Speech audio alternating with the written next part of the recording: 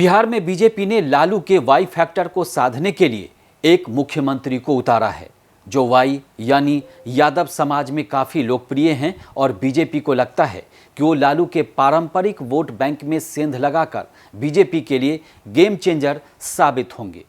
कौन है हिंदुत्व का वो चेहरा जिसे बीजेपी चुनावी रण में भेजकर आरजेडी को चौतरफा घेरने की कोशिश कर रही है? इस वीडियो में हम आपको बताते हैं, बने रहिए हमारे साथ। बिहार विधानसभा चुनाव 2025 जैसे जैसे करीब आ रहा है वैसे वैसे राजनीतिक हलचल तेज होती जा रही है। एनडीए और इंडिया गठबंधन के बीच सीधी टक्कर देखने को मिल रही है। इसी क्रम में भारतीय जनता पार्टी ने अपनी चुनावी रणनीति में बड़ा बदलाव करते हुए मध्य प्रदेश के मुख्यमंत्री डॉक्टर मोहन यादव को मैदान में उतार दिया है। ये कदम महज एक औपचारिक दौरा नहीं माना जा रहा, बल्कि इसे बीजेपी की उस कोशिश से जोड़कर देखा जा रहा है जिसके जरिए पार्टी यादव वोट बैंक में सेंध लगाना चाहती है। 14 सितंबर को पटना पहुंचे डॉक्टर मोहन यादव ने एक भव्य यादव महासभा में शिरकत की, वो उसमें शामिल हुए। इस आयोजन में बीजेपी ने दिखाया कि वो यादव समाज को साधने के लिए पूरी ताकत झोंकने को तैयार है। मंच पर ओबीसी आयोग के राष्ट्रीय अध्यक्ष हंसराज अहीर, बिहार विधानसभा अध्यक्ष नंद किशोर यादव, छत्तीसगढ़ के मंत्री गजेंद्र यादव, पूर्व केंद्रीय मंत्री रामकृपाल यादव और विधायक जो हैं संजीव चौरसिया जैसे दिग्गज नेता मौजूद रहे। ये नज़ारा अपने आप में स्पष्ट संदेश दे रहा था कि भाजपा इस बार यादव समुदाय के बीच मजबूत पैठ बनाना चाहती है। इस कार्यक्रम का एक और पहलू खास था कि एक रिपोर्ट के मुताबिक आयोजन में भगवान कृष्ण से जुड़े सांस्कृतिक कार्यक्रम भी हुए। इसका मकसद केवल मनोरंजन नहीं बल्कि धार्मिक और सांस्कृतिक भावनाओं को राजनीतिक संदेश से जोड़ना था। अपने भाषण के दौरान डॉक्टर मोहन यादव ने बिहार की ऐतिहासिक और सांस्कृतिक महत्ता को भाजपा की चुनावी रणनीति से जोड़ा।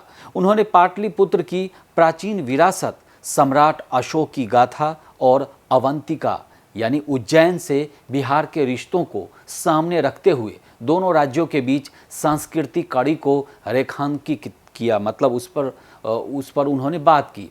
साथ ही भोजपुर भाषा और परंपरा का जिक्र कर उन्होंने बिहार और मध्य प्रदेश की एक साझा पहचान की ओर इशारा भी किया, लोगों को बताया भी। उन्होंने ये भी कहा कि बिहार भगवान कृष्ण की भूमि रही है और यहाँ उनके पुत्र द्वारा सूर्य मंदिर का निर्माण कराया गया था। इसके साथ ही उन्होंने बुद्ध जैन धर्म के तीर्थंकरों और चाणक्य नालंदा व तक्षशिला की शिक्षा परंपरा का उल्लेख कर ये दिखाने की कोशिश की कि भाजपा का एजेंडा केवल राजनीति तक सीमित नहीं है बल्कि वो बिहार की आध्यात्मिक और सांस्कृतिक चेतना से भी जुड़ा हुआ है। बिहार की राजनीति में यादव समाज अब तक लालू प्रसाद यादव और उनकी पार्टी यानी आरजेडी का सबसे बड़ा वोट बैंक यानी आधार रहा है। बीजेपी ने पहली बार इस वोट बैंक पर सीधा दांव लगाया है। डॉक्टर मोहन यादव ने अपने भाषण में जहां प्रधानमंत्री नरेंद्र मोदी के नेतृत्व क्षमता की तारीफ की, वहीं यादव परिवार पर वंशवाद का आरोप लगाते हुए खुद को साधारण कार्यकर्ता बताया।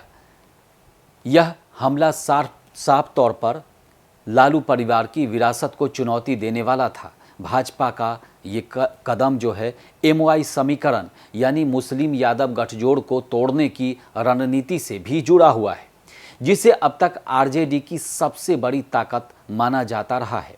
ये पहली बार नहीं है जब डॉक्टर मोहन यादव ने किसी खास समुदाय को साधने की पहल की हो। इससे पहले उन्होंने बिहार में निषाद राज सम्मेलन कर मछुआरा समाज को जोड़ने का प्रयास किया था। जानकारों का कहना है कि बिहार की करीब 45 विधानसभा सीटों पर मछुआरा समाज का सीधा प्रभाव है। ऐसे में ये रणनीति बीजेपी को वोट बैंक मजबूत करने में मदद कर सकती है। कुल मिलाकर बिहार में मोहन यादव की एंट्री केवल एक सांस्कृतिक या औपचारिक दौरा नहीं बल्कि ये सोच समझकर बनाई गई चुनावी रणनीति का हिस्सा है। भाजपा अब उन वर्गों पर ध्यान दे रही है जो लंबे समय से विपक्षी दलों के पाले में माने जाते रहे हैं। यादव समाज में सेंध लगाने के साथ साथ मछुआरा और अन्य पिछड़े वर्गों को जोड़ने की कोशिश साफ तौर पर ये संकेत देती है कि पार्टी बिहार में अपने लिए नए समीकरण तैयार कर रही है। अगर ये रणनीति सफल होती है तो एनडीए को यादव समाज से वह समर्थन मिल सकता है जिसकी कमी उसे दशकों से खलती रही है। दूसरी तरफ आरजेडी और इंडिया गठबंधन के लिए ये एक बड़ी चुनौती होगी कि वो अपने पारंपरिक वोट बैंक को कैसे बचाए रखें।